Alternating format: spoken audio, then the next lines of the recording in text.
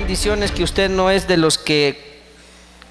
Hay hermanos que días como este salen de la puerta de su casa, ven hacia el cielo y dicen, no, está oscuro, va a llover, ahí voy la otra semana. Y se vuelven a meter, vea. El hermano Nelson me estaba contando y se estaba molestando porque me dice, ayer algunos hermanos que juegan en la liga de veteranos, esa liga se lleva a cabo el día sábado en la tarde, preguntaban por las redes sociales y a la radio, estaban consultando si se iba a llevar a cabo la jornada de la liga de veteranos y pues ahí los hermanos que están a cargo de la cancha dijeron que estaba en condiciones de jugar y jugaron los hermanos, jugaron ayer en la tarde. Y ahí incluso el hermano Asdrúbal subió unas imágenes de que estaban ahí en lo mejor de la llovedera y ellos, yo creo que hasta les sirve de ¿cómo se dice? De gracia irse porque las esposas no los dejan llegar sucios por condiciones normales, entonces ahí ya tienen una excusa, ¿verdad? De irse a revolcar, estaba jugando. Entonces, pero me dice el hermano, vaya, me dice, por echarse un mascón, no importa que llueva y se echan el mascón, pero si es para ir al culto, dicen. ¿No vio usted que, por cierto, cuando fue la final de fútbol salvadoreño, esta última final, que le volvió a ganar el Santa Tecla, la Alianza, quiero decir que yo estaba viendo un reportaje en los noticieros el siguiente día. Y sale un señor, ahí sale una persona que la entrevistan, que los reporteros entraron al estadio temprano, a las 7 de la mañana, estaban adentro del estadio y ya había gente sentada en las graderías. Pero lo chistoso es esto, que el señor había entrado, había ido con su hijo y un amigo, eran 3, y los entrevistan, mire, ¿y a qué hora se vino? Ay, yo salí como a las 5 de la mañana de mi casa para estar aquí temprano, que las 8 creo que era cuando los estaban entrevistando. Y dice que había llegado como a las 6 y ya no habían boletos en la taquilla. El partido era a las 3 de la tarde, a las 7 de la mañana ya no habían boletos. Y toda la gente estaba comprando boletos caros en la, ¿cómo le dicen? En la reventa, ¿verdad? Porque es el negocio de eso, en la reventa comprando boletos caros. Entonces este señor, por cierto, era aficionado de la Alianza. Imagínense, salió a las 5 de la mañana, ese día llovió, si ustedes se recuerdan. Pagó boletos caros, entró a las 8 de la mañana a aguantar sol y lluvia y pierde su equipo y por paliza, y esto que soy aliancista, y pierde su equipo. No, pero lo que le quiero decir es, imagínense, y todo eso por ir a ver aún. Y el estadio estaba lleno, y pagan, y están todo el día. Y nosotros los cristianos, medio vemos gris el cielo. Hoy no voy a ir. O sea que tiene más poder de persuasión un equipo de fútbol que nuestro Señor Jesucristo. No puede ser que nosotros nos quedemos atrás, hermano. Por eso lo felicito, porque a usted nada lo detiene. Amén, hermano. Gloria a Dios por eso. Bien, vamos a la palabra. Esta noche vamos a continuar. Bueno, digo continuar porque tiene relación. El último tema que hablamos la semana pasada fue la tercera parte de el carácter de los hijos del reino. Y estábamos hablando de las bienaventuranzas, ¿se recuerdan? Y las últimas 2 cosas de las que hablamos fue bienaventurados, cuando por mi causa os vituperen y os persigan y digan toda clase de cosas contra vosotros, mintiendo. Gozaos y alegraos, porque vuestro galardón es grande en los cielos. Esa era de las últimas bienaventuranzas. Bienaventurados los que padecen persecución por causa de la justicia, ¿verdad? Los que son también vituperados por causa del Señor. Ahora, ¿qué es lo que el Señor nos manda cuando nosotros sufrimos persecución como cristianos, como hijos de Dios, por hacer lo correcto? Pues que soportemos el sufrimiento abnegadamente y que nos gocemos en medio de la tribulación que podamos experimentar y que seamos gente de paz, gente pacifista, y aprendamos así de nuestro Señor, que también fue manso y humilde. Bien, pero ahora el tema de hoy viene por la misma línea. Vamos a hablar del amor a los enemigos. Porque ¿quién de los que están aquí no tiene enemigos? ¿Quién no tiene enemigos aquí? Levante la mano si alguien cree que no tiene, para que le presente un par. Mire, lamentablemente en la vida, aunque nosotros no nos busquemos enemigos, ellos van a aparecer.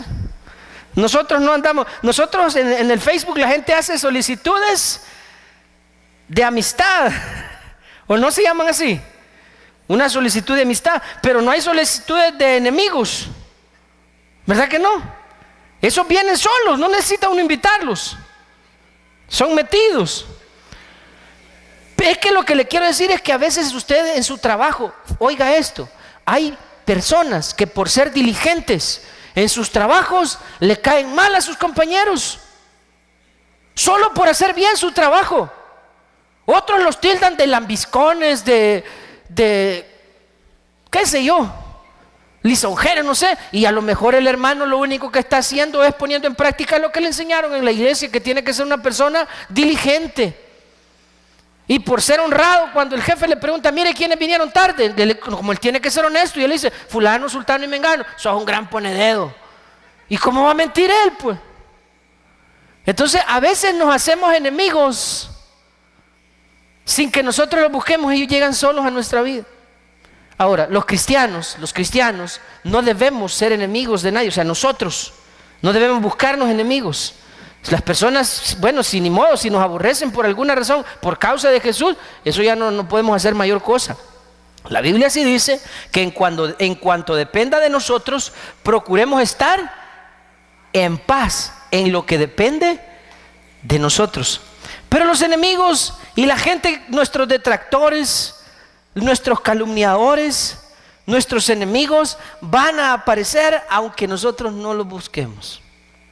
Mire, no pretendo hacer de esto una catarsis ni venir a quejarme esta noche con usted, pero verá que ser pastor es un trabajo un poquito complicado, porque por ejemplo en una iglesia como la nuestra hay personas que vienen a la iglesia por diferentes motivos. Bueno, yo le digo, yo me he topado con situaciones de personas que han venido a prestar dinero a la iglesia, y como les hemos dicho que no, ya empiezan a decir que sí, como que no fueran hermanos, que por gusto dicen hermanos. O sea, es que esta no es una caja de crédito, no es una cooperativa ni un banco. ¿Me explico? Y como esas le puedo contar historias que usted ni se imagina, de gente que ha salido hablando de la iglesia. Una ocasión alguien me vino a decir que si le podíamos prestar uno de los vehículos de la iglesia porque quería ir con su familia a la playa. Y entonces dijimos, mire hermano, discúlpenme, pero los vehículos de la iglesia no son para eso. Imagínense que si dijéramos, ahí está hermano, cuando quiere ir a pasear, olvídese. Y vendrían hasta los que no son miembros de la iglesia y dirían, ya también quiero que me lo presten. Y si no se los presta, ese pastor que no sé qué, que a saber qué se cree. Usted ni se imagina las cosas que pasan por el hecho de a veces simplemente no cumplirle los caprichos a la gente. Y a mí me ha pasado cantidad de veces. Obviamente yo no puedo venir a cada vez que alguien dice algo a decirle, hermano, fíjese que ese hermano anda diciendo esto y esto, pero la verdad es esta. No puedo hacer eso, ¿va? Lo que le quiero decir es que estar en esta posición, uno se hace enemigos por cosas insignificantes. Yo les he dicho a algunos hermanos líderes y servidores que por el motivo de llamarle la atención a alguien, por hacerle una observación a alguien, pueden llegar a detestarlo a uno aquí. Ahora, ¿qué vamos a hacer nosotros ante esta situación? Los cristianos, y hablo de todos porque todos tenemos ese tipo de situaciones. Tenemos enemigos aunque no querramos. ¿Qué nos manda Dios a hacer respecto de nuestros enemigos? ¿Odiarlos? ¿Maldecirlos? ¿Mandarlos al demonio? ¿Qué nos manda Dios a hacer con ellos? Amarlos. Hoy traemos esa tarea difícil para la iglesia, porque esto es como cuando usted y yo íbamos allá por segundo o tercer grado y nos dijo la maestra, vamos a aprender a dividir. Ay, dijo usted. Y cuando llegó a tercer ciclo y le dijo el maestro, vamos a aprender los casos de factorio. Ay. Y cuando llegan los muchachos a la universidad y le dicen, vamos a enseñarles a derivar y a integrar. Ay. ¿Verdad? Todas esas cosas, cuando llegaban esos momentos difíciles en nuestra vida académica, ahora en nuestra vida espiritual viene el Señor y nos dice: te voy a enseñar lo que vas a hacer con tus enemigos. Y para muchos esta va a ser una tarea difícil. Pero le voy a anticipar algo. Esto es justamente uno de esos rasgos inequívocos de quién es un hijo de Dios. ¿Oyó lo que le estoy diciendo? Este es un rasgo que distingue a los hijos de Dios. Ya lo vamos a ver porque el Señor mismo afirma esto. Veamos entonces, vamos a Mateo capítulo 5, versículos del 38 al 48. ¿Lo tienen, mis hermanos? Dice el verso 38. El Señor hablando a la gente, a la multitud que le seguía, que estaba pendiente de lo que él decía: oísteis que fue dicho, ojo por ojo y diente por diente. Pero yo os digo, no resistáis al que es malo. Antes, a cualquiera que te hiera en la mejilla derecha, ¿qué dice? Déjale ir una ganchada. No. ¿Qué dice? Vuélvele también la otra. Y al que te quiera poner a pleito y quitarte la túnica, ¿qué dice que hay que hacer? Síguelo. Un paréntesis, hay un video por ahí de un muchacho que va en el microbús y sale otro ladrón que va a la par de él y le quita el teléfono y se tira él a seguirlo. Imagínense, sin decirlo va por un teléfono. ¿Y aquí qué dice que hay que hacer si alguien le quiere quitar el teléfono? Dale hasta para que le ponga saldo, dice. Déjale también la capa. Y a cualquiera que te obligue a llevar la carga por 1 milla, ve con el 2. Al que te pida, dale. Ya ven, hermanas, por eso no le anden diciendo a los esposos que les peguen: pegame, pegame, pegame. Y como aquí dice: al que te pida, dale. No anden pidiendo cosas malas, hermano. Al que te pida, dale. Y al que quiera tomar de ti prestado, no se lo rehuses. Oísteis que fue dicho: amarás a tu prójimo y aborrecerás a tu enemigo. Pero yo os digo: amad a vuestros enemigos, bendecid a los que os maldicen, haced bien a los que os aborrecen, y orad por los que os ultrajan y os persiguen.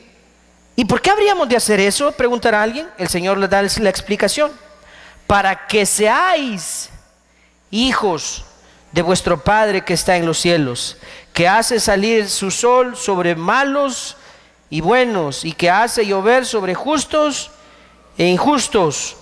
Porque si amáis a los que os aman, ¿qué recompensa tendréis? ¿No hacen también lo mismo los publicanos?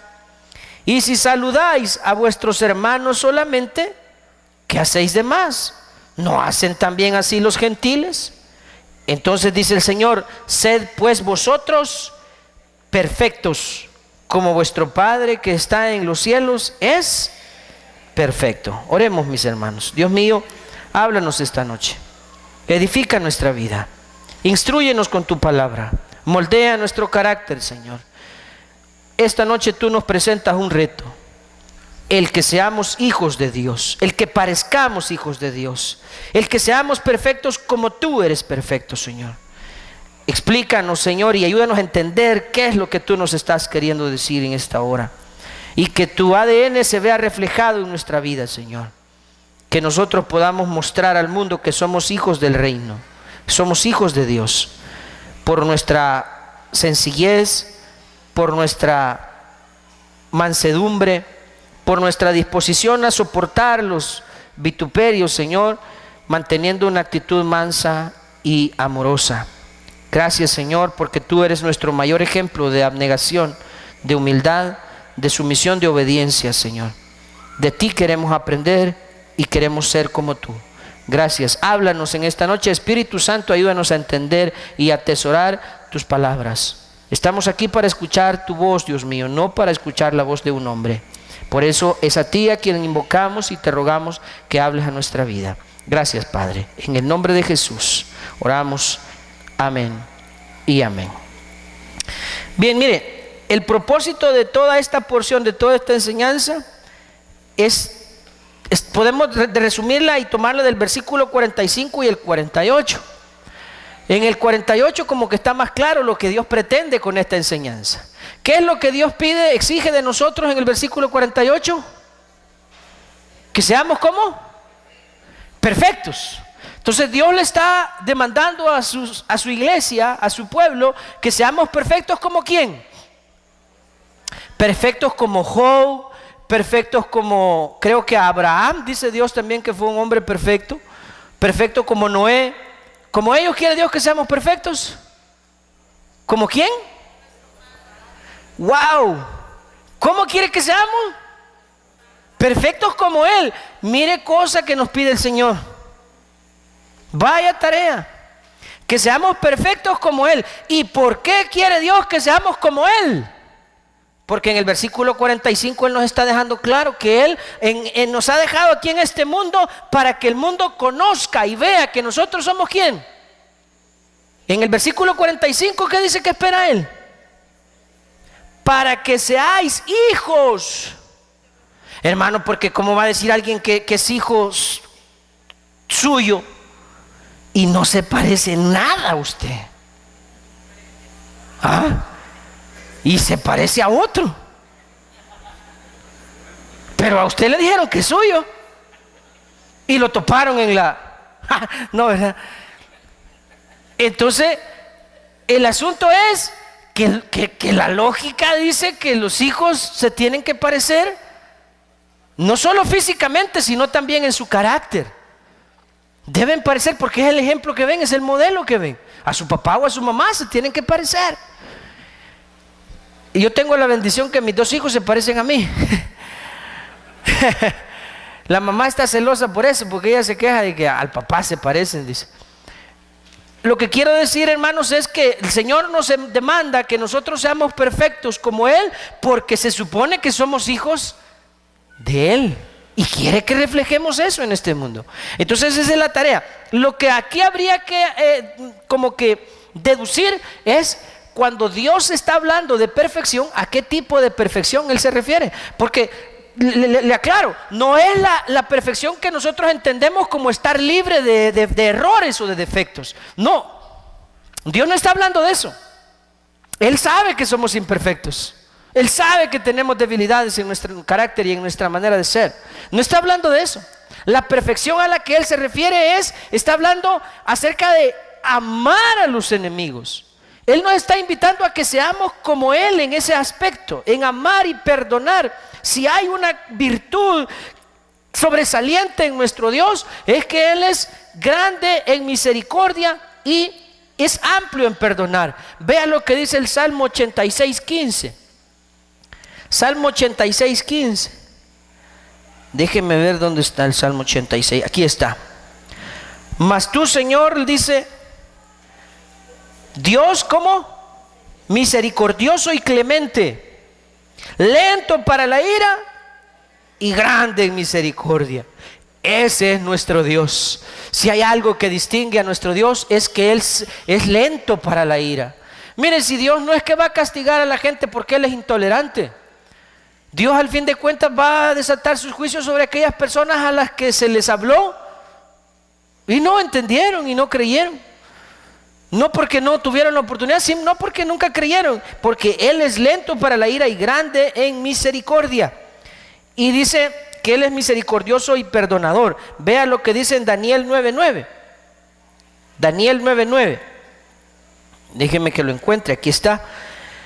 De Jehová nuestro Dios es el tener misericordia, ¿y qué más? Y el perdonar, aunque contra Él nos hemos, pero de Él es. O sea, una cualidad de Dios es que Él es misericordioso. A Él le complace tener misericordia y perdonar, le complace. Claro, Él siempre espera algo que nosotros tenemos que reflejar, que es el arrepentimiento. Pero cuando hay arrepentimiento, hermano, no importa lo malo que usted ha hecho, Dios es amplio en perdonar. Esa es una virtud de Él. Es una cualidad suya, perdonar. Dice también en el libro de Joel, capítulo 2 y versículo 13. Joel 2:13. Rasgad vuestro corazón, dice el profeta, y no vuestros vestidos, y convertíos a Jehová vuestro Dios, porque misericordioso es y clemente, tardo para la ira y grande en misericordia, y que se duele ¿de qué dice? Del castigo. Así es nuestro Dios. Él es amplio en perdonar, Él es grande en misericordia, Él es lento para la ira. Y por lo tanto, eso nos dice el antiguo pacto. Veamos qué nos dice el nuevo. Miren Lucas capítulo 5, versículo del 20 en adelante. En Lucas 5, 20.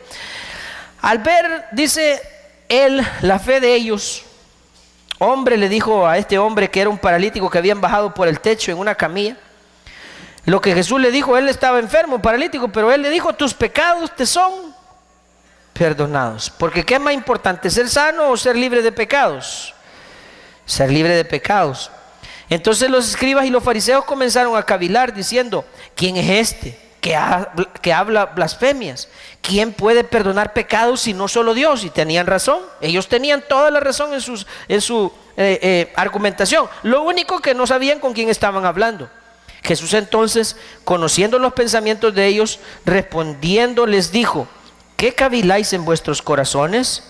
¿Qué es más fácil decir, tus pecados te son perdonados, o decir, levántate y anda? Para usted, ¿qué es más fácil?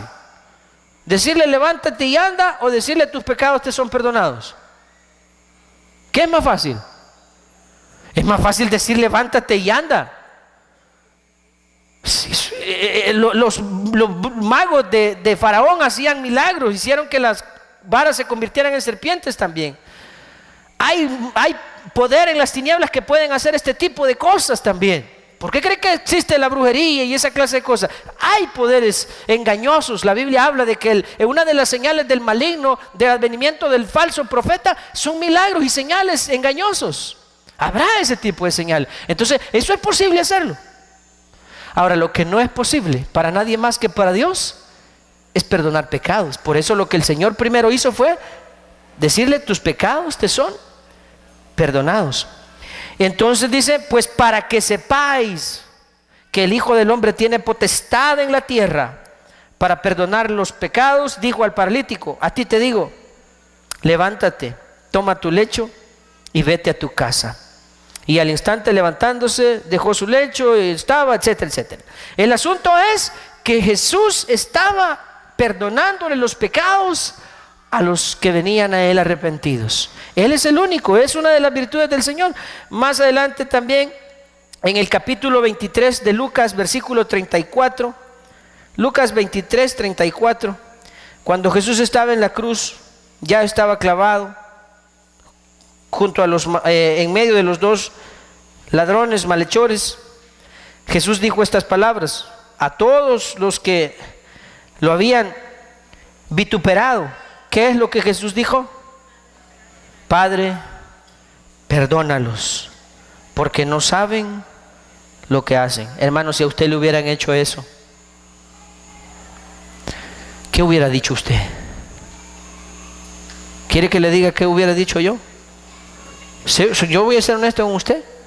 Si a mí me hubieran hecho lo que a Jesús le hicieron y yo hubiera estado en la cruz, yo le hubiera dicho a Dios, Dios, mata a todos estos. Y no me diga que usted hubiera pensado diferente, porque nuestra naturaleza, si alguien nos hace las cosas que Jesús padeció injustamente, seguramente nos sentiríamos muy ofendidos. Y Jesús, ¿qué dijo? Perdónalos. Y ya le voy a mostrar las cosas que al Señor le hicieron. Y Él dijo, perdónalos.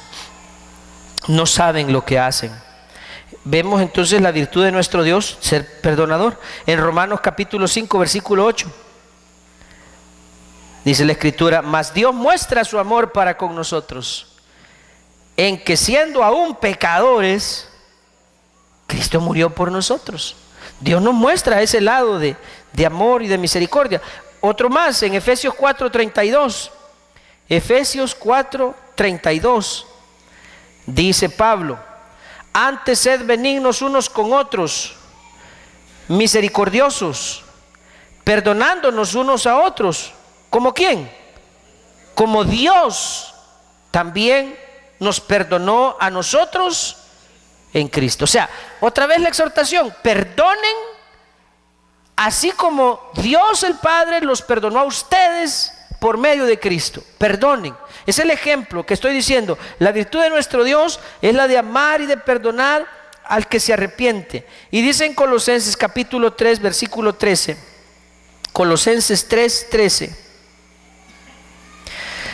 soportaos unos a otros y perdonándoos, dice, soportándoos unos a otros y perdonándoos unos a otros, si alguno tuviere queja contra otro. Oiga, si alguien tiene queja contra otro, de la manera que Cristo nos perdonó, así también hacedlo.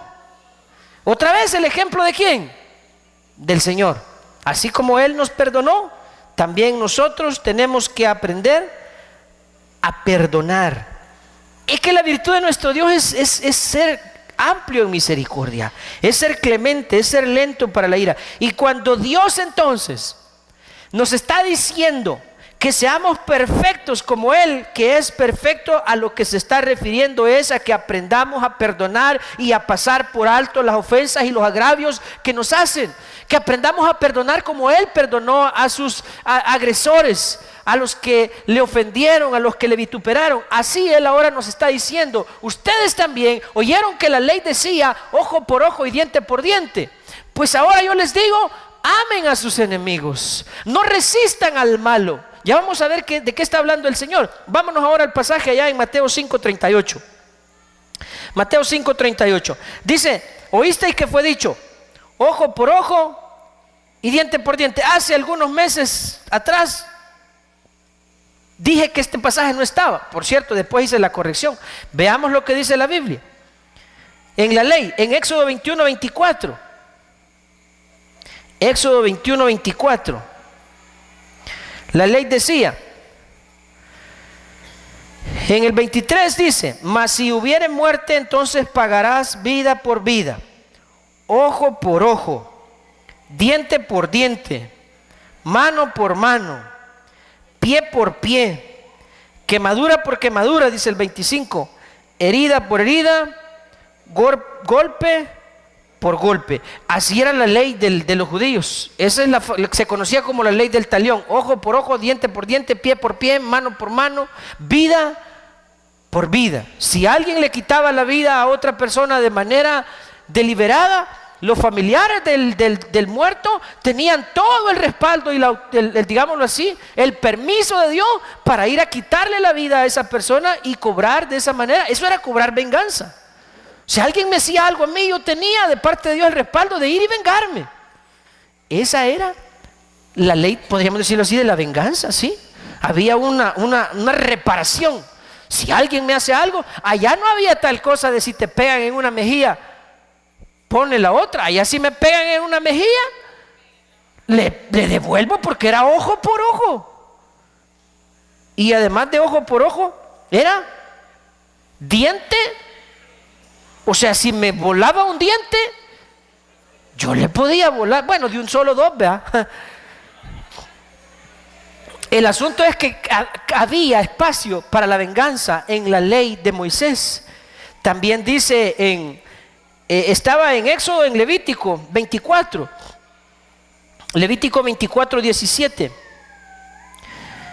Asimismo, el hombre que hiere de muerte a cualquier persona, dice el Señor, que sufra la muerte. O sea, el que mate a alguien, que lo maten. El que hiere a algún animal, ha de restituirlo, animal por animal. Y al que causare lesión a su prójimo, según hizo, así le sea. Ahí está.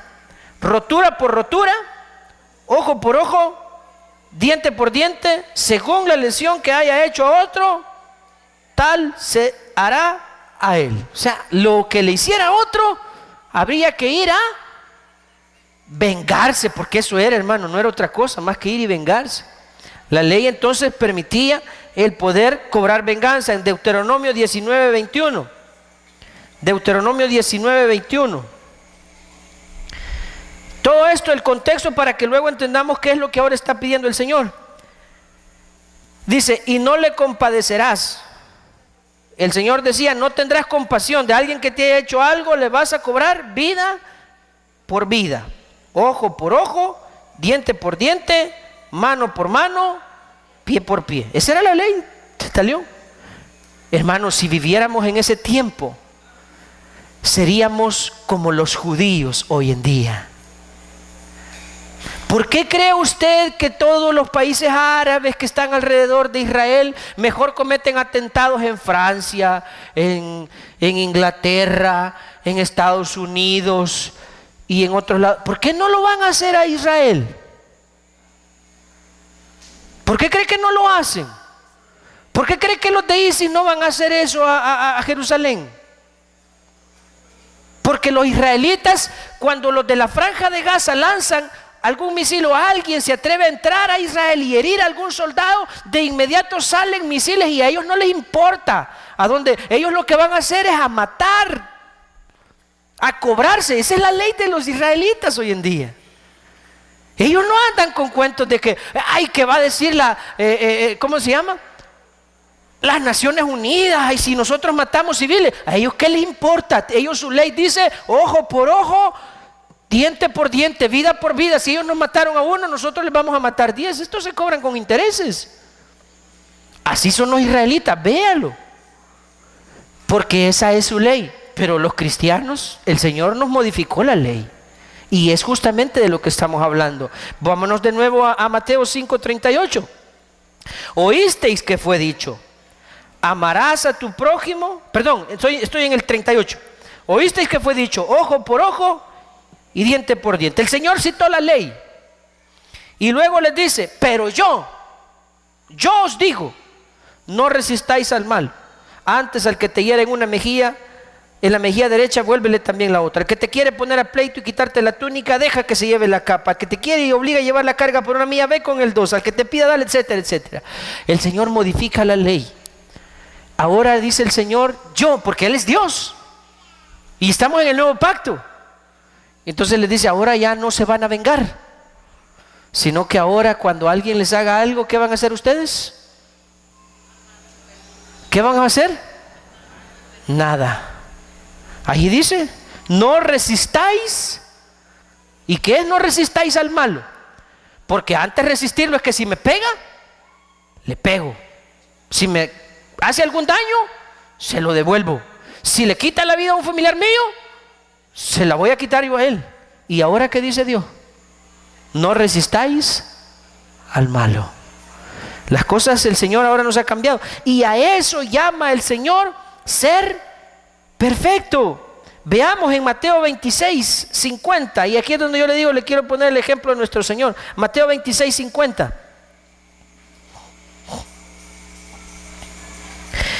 Y Jesús le dijo, amigo, ¿a qué vienes? Esto es cuando Jesús estaba con sus discípulos después de la cena pascual, aquel día jueves 14 de Nisan, la noche en que Jesús fue arrestado. Dice, Jesús le dijo, amigo, ¿a qué vienes? Entonces se acercaron y echaron mano a Jesús y le prendieron. Pero uno de los que estaban con Jesús, otro evangelio dice que fue Pedro, extendiendo la mano, ¿qué hizo? Sacó la pistola e hiriendo a un siervo del sumo sacerdote, le quitó la oreja. Entonces Jesús le dijo, vuelve tu espada a su lugar.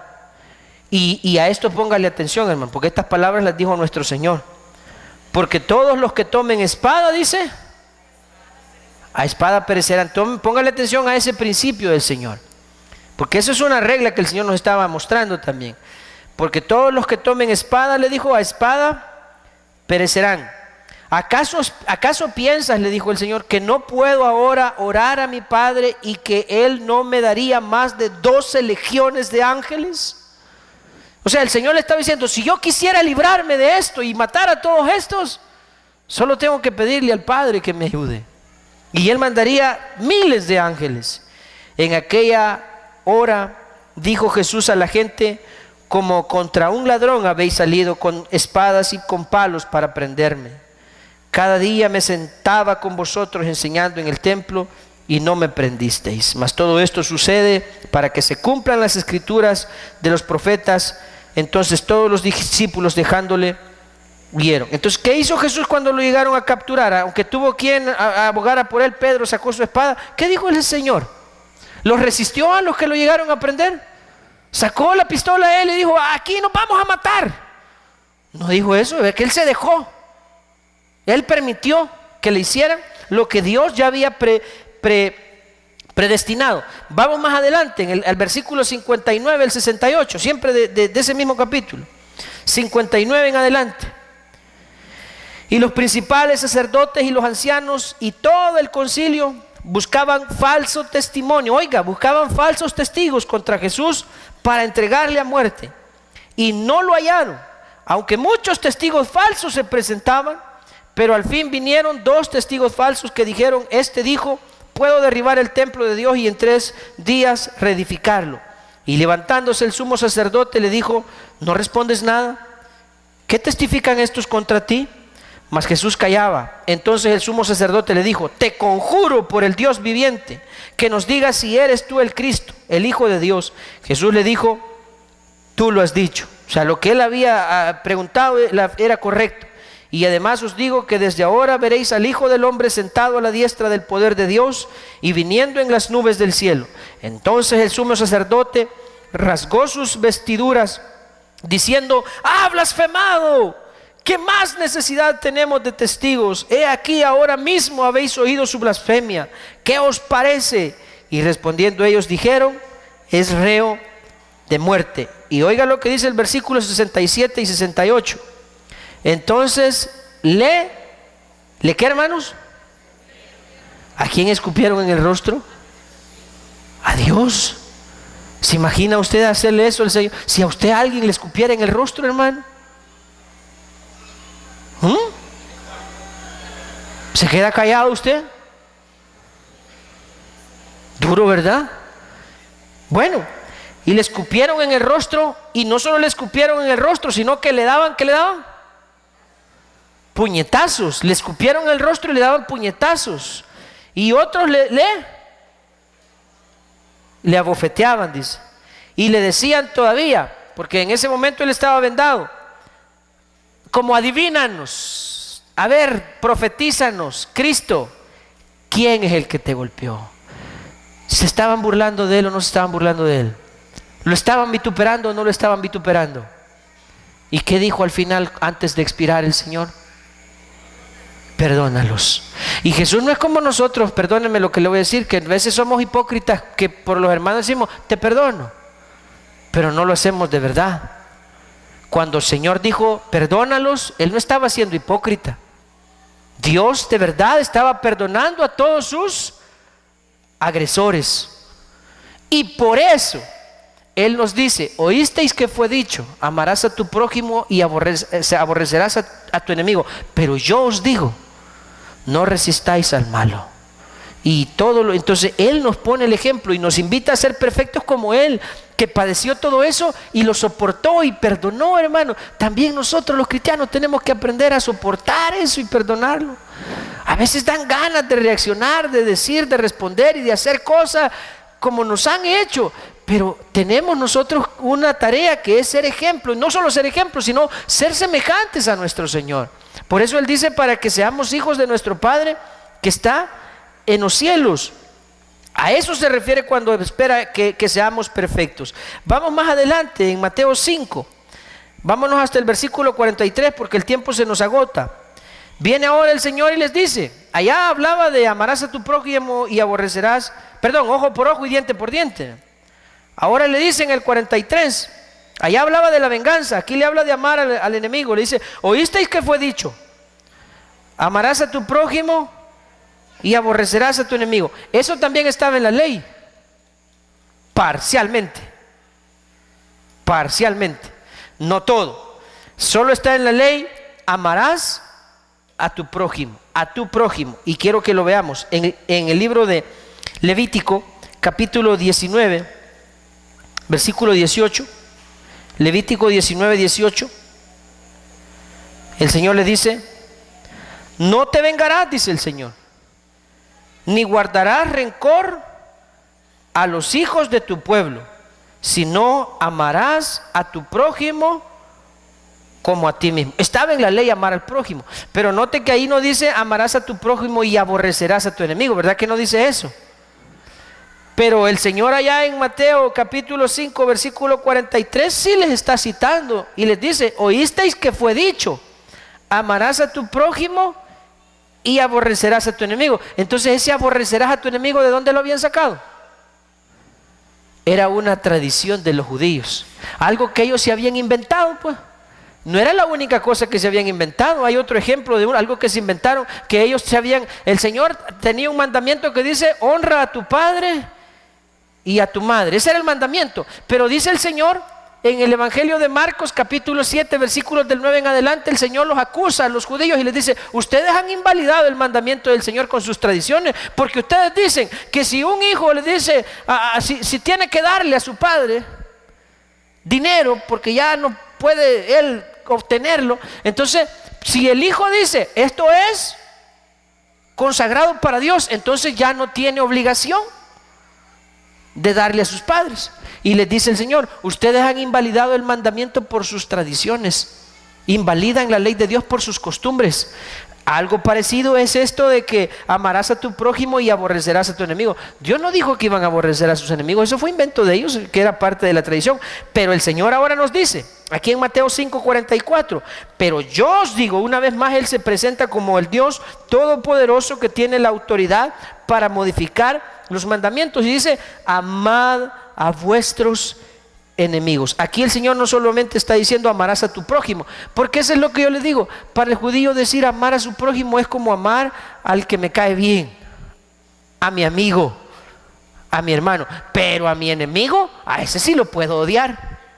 Y Dios no dice eso. Ahora Dios nos está diciendo no solo que amemos a nuestro prójimo, nos está diciendo que amemos ¿a quién? Esa es la tarea difícil, hermano. Amar a mi enemigo, ¿usted cree que eso es fácil? Seamos honestos, a la mayoría de cristianos nos cuesta amar a nuestros enemigos. No me venga a decir a usted que no, que yo amo a todo el mundo. Le pongo a la persona que le ha hecho daño a usted enfrente y le aseguro que a usted se le sale el viejo hombre. Por eso es que aquí está el deber nuestro. Dios dice: amen a sus enemigos. 4 cosas pide ahí. Primero, amen a sus enemigos. Segundo, bendigan. Bendigan. ¿A quiénes? Los que hablan mal de nosotros, los que lanzan toda clase de ofensas y maldiciones en contra nuestra. Dios no dice maldíganlos ustedes, Dios dice bendíganlos. Bendigan. O sea, ¿qué es? Hablemos bien de ellos. Emitamos bendiciones sobre ellos, no maldiciones. Tercero dice, además de amar a vuestros enemigos, bendecid a los que os maldicen. Tercero, haced bien. Haced bien quiere decir que si yo veo a mi enemigo o al que me aborrece, que tiene un problema, una necesidad, yo puedo ayudarlo, me hago el loco. Si lo veo muriéndose de sed, le llevo un copinol. Hay aquí que algunos que no saben qué es eso, ¿verdad? ¿Sí? Le llevo una libra de sal, un chupavecito, dice. No, si mi enemigo tiene hambre, le doy pan, y si tiene sed, le doy agua. Y así dice la Biblia, ascuas de fuego amontono alrededor de su cabeza. Entonces Dios nos manda amar a nuestros enemigos, bendecir a los que nos maldicen, hacer bien a los que nos aborrecen, y nos pide orar por los que nos ultrajan y nos persiguen. 4 cosas. Yo espero que usted esté tomando nota esta noche de lo que Dios está pidiendo. Que ame, que bendiga, que haga bien y que ore por los que le hacen mal. Ay, Señor. El problema es que mi lista es bien grande de todos los que me vituperan y tengo que orar por ellos. Y cuando tenga oportunidad de hacerles bien, debo hacerles bien. Y tengo que bendecirlos aunque ellos me maldigan, y tengo que amarlos aunque ellos me aborrezcan. Ese es mi deber, y el suyo también. Eso es lo que Dios está pidiendo. ¿Para qué? Ahí está. Y los que no lo hacen, entonces, Señor, entonces quizás no son hijos de Él. Porque ahí dice el 45, para que seáis hijos de vuestro Padre que está en los cielos, que hace salir el sol sobre malos y buenos, y que hace llover sobre justos e injustos. Él hace llover sobre buenos y malos y hace salir el sol sobre justos e injustos. Porque si amáis solo a los que os aman, ¿qué recompensa tendréis? ¿No hacen así los publicanos? Y en el 47, y si saludáis solamente a vuestros hermanos, ¿qué hacéis de más? ¿No hacen también así los gentiles? Dos expresiones que utiliza Jesús, gentiles y publicanos. Habían dos, esos términos eran como que los términos emblemáticos para referirse a una persona sin temor a Dios. Por eso la Biblia dice que cuando a un hermano se le llamaba la atención una y otra vez y él no entendía, el Señor decía, tenle por gentil y publicano. Es como decirle ahora, es como un hijo del diablo, un inconverso, un impío. Entonces dice el Señor, si no eso hacen los impíos, pues. Si ustedes solamente aman a los que los aman y solamente saludan a los que les hacen a sus hermanos, entonces ustedes son como los impíos. Eso dice el Señor. Y algo más para ir terminando. En el versículo 46, cuando el Señor dice que si solo aman a los que los aman, hay una pregunta. ¿Y cuál es la pregunta? ¿Qué recompensa? O sea que amar a los que nos aman no tiene recompensa, pero amar a los enemigos sí tiene una recompensa. Amén, hermanos. Si usted quiere recompensa de Dios, ame a sus enemigos, hágales bien, bendígalos, ore por ellos y no resista al malo, no resista a él, no se ponga a pelear con él, no se ponga en el mismo plano que él, déjelo. Si le pide llevarle la carga una mía, vaya con él dos. Si le golpea en una mejilla, ofrézcale la otra. Si le quiere quitar la túnica, déjelo que se lleve también la capa. Así dice el Señor, y nosotros debemos practicarlo. Y ahí es donde entra el término, el Señor, la exhortación es, sed pues vosotros perfectos como vuestro Padre que está en los cielos es perfecto. Ahí nosotros imitamos al Señor. Termino diciendo lo siguiente: Dios quiere que seamos perfectos como Él. Y cuando dice que quiere que seamos perfectos, está hablando de que aprendamos a perdonar a nuestros enemigos, a no resistir al malo, a no tomar venganza, sino amar, hacer bien, orar y bendecir a los que nos hacen mal. Eso es ser perfecto para Dios, hacerlo como Él lo hizo, como Él nos dejó ejemplo. Y también otra de las conclusiones de esta meditación es que si hacemos estas cosas, nosotros seremos semejantes a Él, nos vamos a parecer a nuestro Padre y también recibiremos recompensa si amamos a nuestros enemigos. Vamos a orar, hermanos. Señor, gracias. Gracias por tu palabra.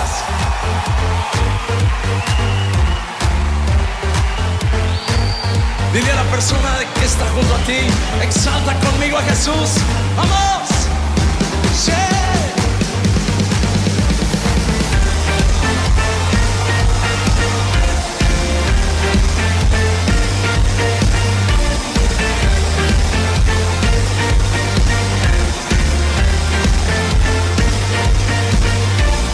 Yo quiero ver tu luz brillando en mí, a través de mi ser, un altar que todos puedan ver, que todos oigan que tú eres